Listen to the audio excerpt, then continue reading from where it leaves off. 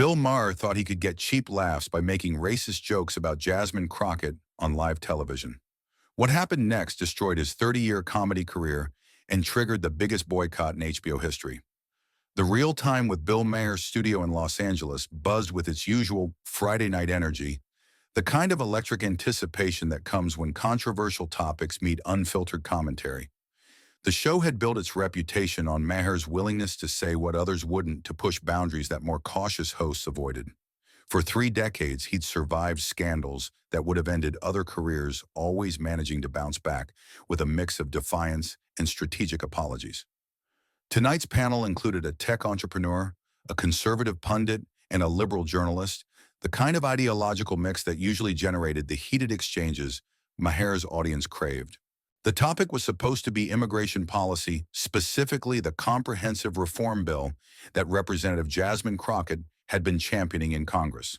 The legislation had been gaining bipartisan support, a rare achievement in the current political climate. Maher sat behind his desk in his signature black suit, reviewing his notes while the audience settled in. He'd been following Crockett's rise with the mixture of admiration and irritation he reserved for politicians who seemed to be getting more attention than him.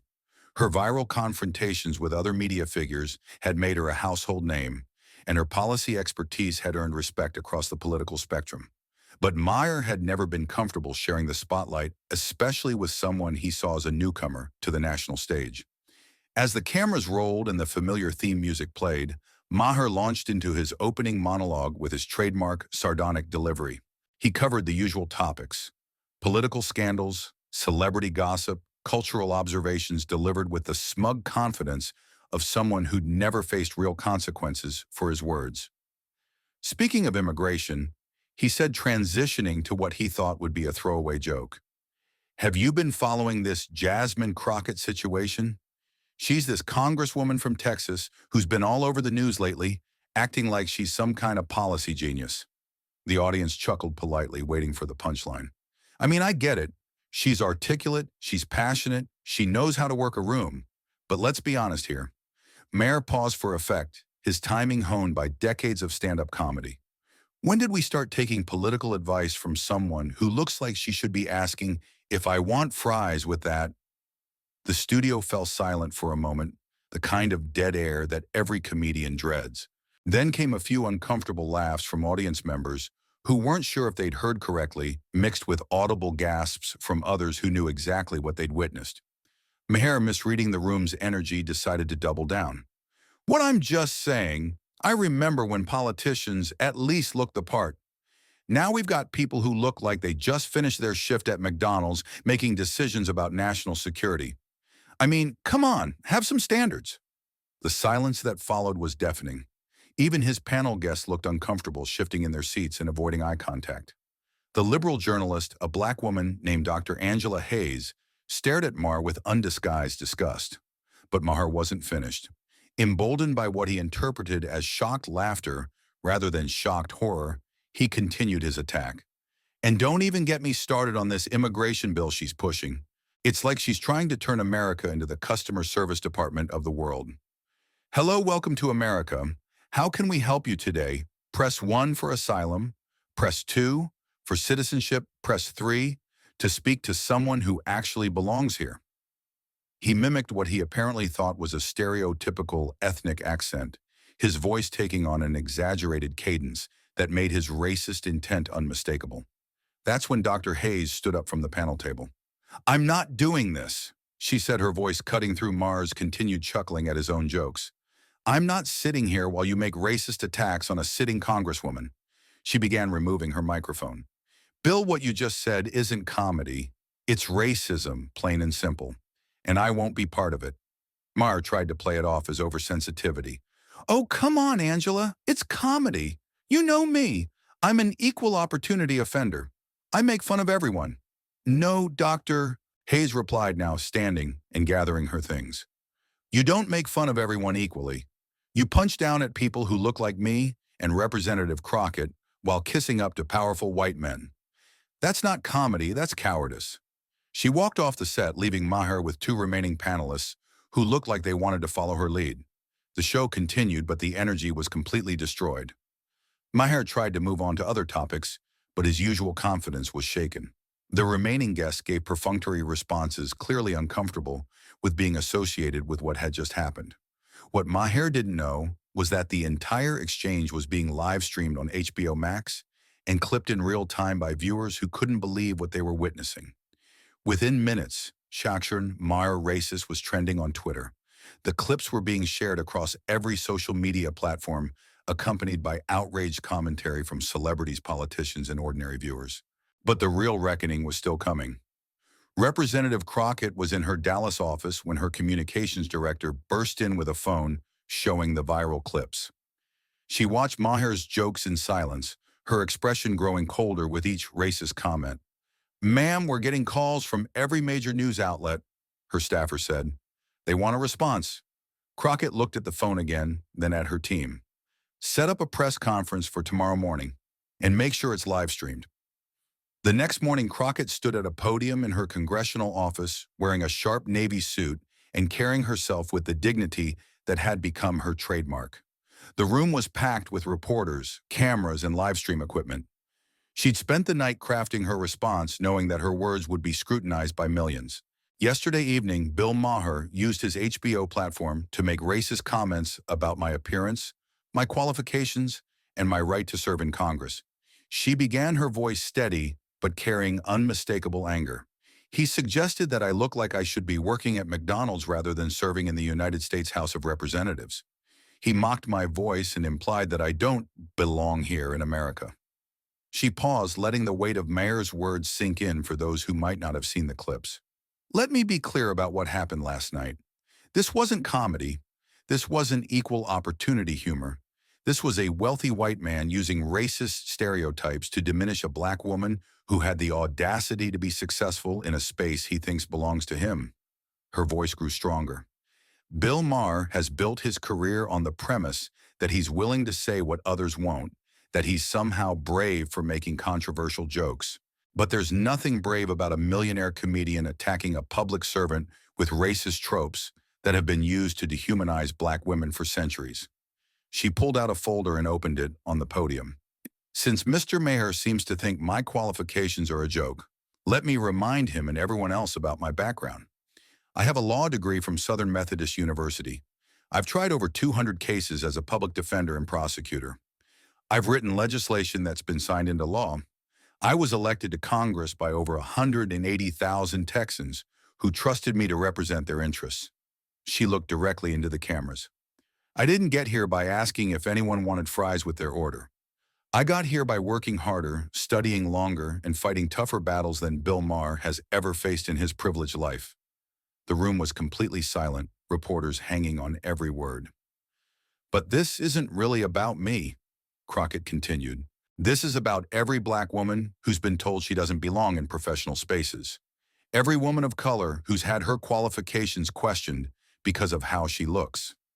Every person who's been reduced to a racist stereotype by someone who thinks their platform gives them permission to dehumanize others."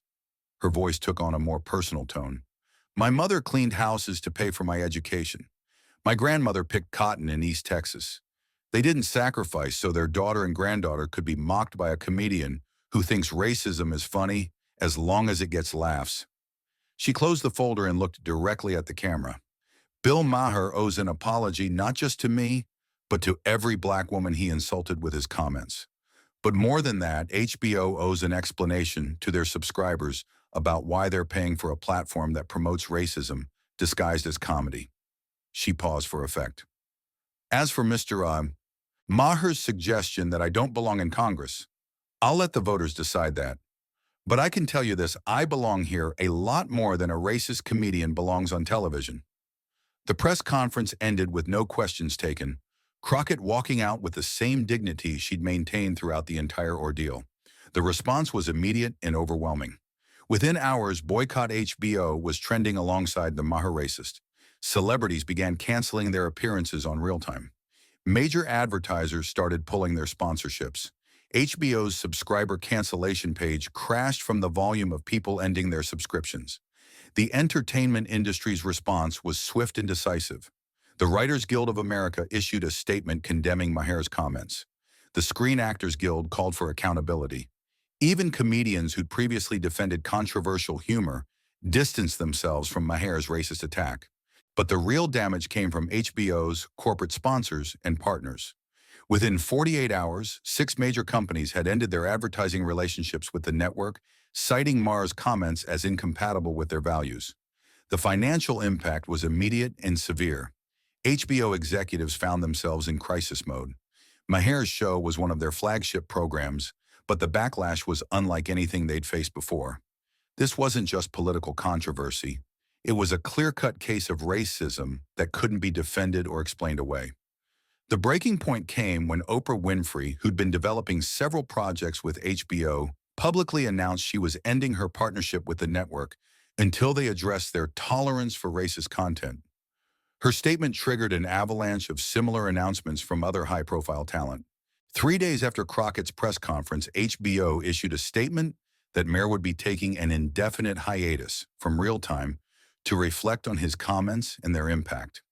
Industry insiders knew what that meant.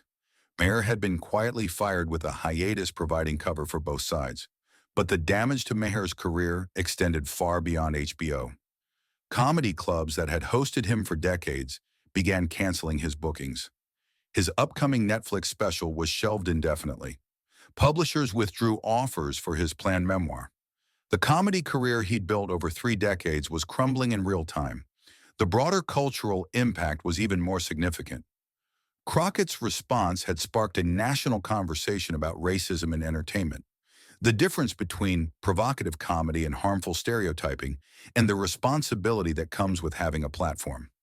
Universities began using the incident as a case study in their communications and media ethics courses. Civil rights organizations pointed to it as an example of how racist attitudes persist in supposedly liberal spaces.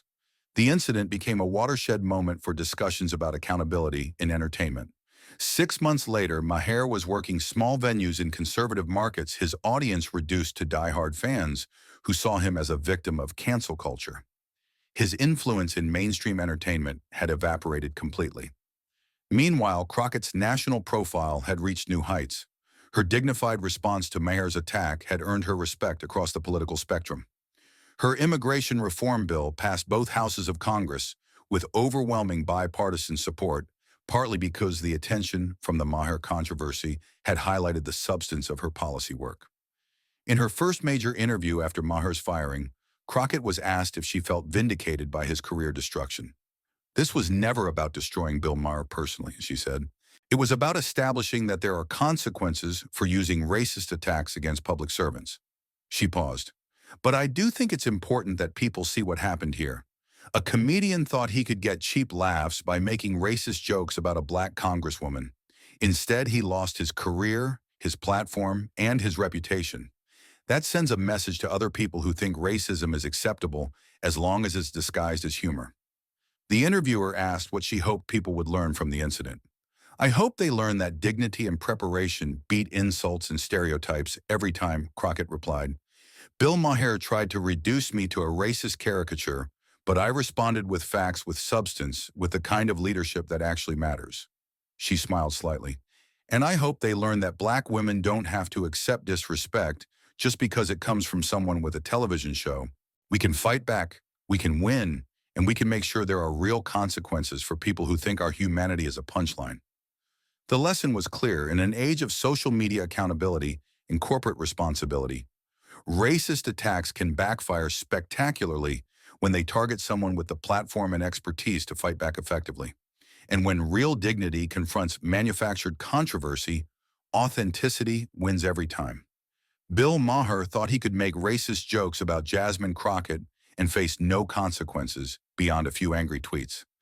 Instead, he destroyed his own career, triggered the biggest boycott in HBO history, and provided a perfect example of how accountability works in the modern media landscape. His fall from grace became a cautionary tale about the difference between provocative comedy and racist attacks, proving that even decades of success can't protect you when you cross the line from controversial to unconscionable. And Crockett's response became a masterclass in how to turn a racist attack into a teaching moment about dignity, substance, and the power of refusing to be diminished by someone else's hatred.